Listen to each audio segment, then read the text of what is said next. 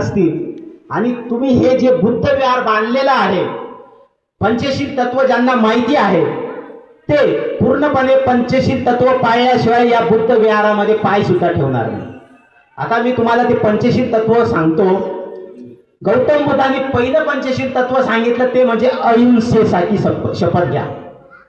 मी अहिंसेसाठी आयुष्यभर झटेल, कुठल्याही प्रकारे मी हिंसा करणार नाही. अहिंसेचा मार्ग गौतम बुद्धांनी आपल्याला सांगितला.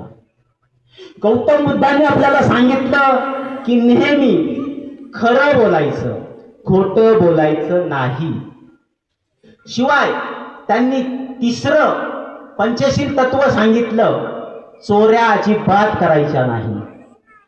चौथं पंचशील तत्व सांगितलं, वासनेला जवळ येऊ द्यायचं नाही, वासनेला सात्विकतेचं रूप द्यायचं, जेणेकरून या समाजामध्ये बलात्कार होणार नाही.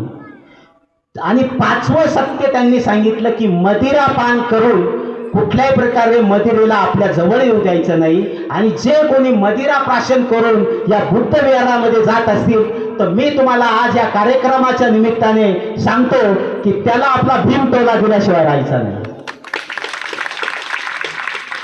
कारण आपल्याला जर बुद्धांनी सांगितलेले पंचशील तत्व आणि अष्टांगिक मार्ग अवलंबता येत नसेल तर मला वाटतं आपण आपल्या ग्रुपला पंचशील नाव देण्यात काहीच अर्थ नाही. ज्यावेळेस आपण आपल्या गाडीवरती डॉक्टर भीमराव आंबेडकर अशी सही टाकतो त्यावेळेस एक तत्व पाळलं पाहिजे की आपली गाडी कुठल्याही डान्स बारला गेली नाही पाहिजे, कुठल्याही वाईट गोष्टीच्या ठिकाणी गेली नाही पाहिजे. कारण ते एका महापुरुषाची सही आहे. त्या सहीने संपूर्ण देशाचं कल्याण केलेलं आहे. अशी सही घेऊन आपण कुठल्याही दुराचारी गोष्टींच्या ठिकाणी गेलं नाही पाहिजे. तर अशा रीतीने आपण जर ही तत्व पाळली तर मला वाटतं जगामध्ये प्रत्येक माणूस कितीही दुःखी असला तर तो सुखी झाल्याशिवाय राहणार नाही. म्हणून आजच्या ह्या कार्यक्रमाच्या निमित्ताने बुद्धांना मला विनंती करावीशी वाटते की हे बुद्धा, तुम्हीच म्हणाला होतात की तूच तुझा जीवनाचा प्रकाश हो.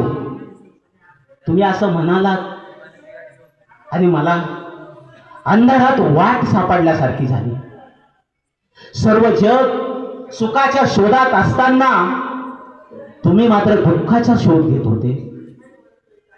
हे तथागता, हे बुद्धा, हे गौतमा, हे सिद्धार्था, ह्या माहिती आणि तंत्रज्ञानाच्या युगामध्ये, या डिजिटलच्या युगामध्ये लोक मोबाईलच्या माध्यमातून जगात डोकावून पाहत आहे पण स्वतःमध्ये डोकावण्याचं विसरून गेले आहे रे. प्रत्येक जण तुम्ही जे सांगून दिलेले पंचशील तत्व आहे त्याचा कुठेही वापर करताना दिसत नाही गौतम बुद्धा. मला वाईट वाटतं ह्या गोष्टीचं की गेले 2500 वर्ष झाले तुम्ही धम्माचा प्रचार करता आहात. धम्म म्हणजे काय? धम्म म्हणजे एक असा धम्म ज्याच्यामध्ये कुठल्याही प्रकारे अलौकिक शक्ती नाही, कुठल्याही प्रकारचा पैगंबर नाही, कुठल्याही प्रकारची धार्मिक सत्ता नाही आणि इथे कुठल्याही प्रकारच्या कर्मकांडांना स्थान नाही, चमत्काराला स्थान नाही. असं आपला धम्म आहे. आणि अशा धम्माचा प्रचार आपण करत असताना आज या जगाला, या देशाला, नवे या समाजाला धम्माची आणि तुमच्या बोधी तत्वांची गरज आहे. हे बुद्धा, तू खाली ये आणि ह्या जगाला समजावून सांग. अरे ते इराणचं युद्ध चालू आहे, ते अमेरिकेचं युद्ध चालू आहे आणि त्याची झळ या सर्वसामान्य जनतेला बसते आहे. तुझी गरज आहे बुद्धा, तू त्यांच्या कानात जाऊन सांग, अरे अहिंसेचा मार्ग पत्करा आणि माणसाचं जीवन उजळून टाका. तूच म्हणला होता की एक दिवा हजारो दिव्यांना उजळू शकतो आणि तो दिवा उजळून सर्वांसाठी उजळण्याचं भाग्य मला लाभू दे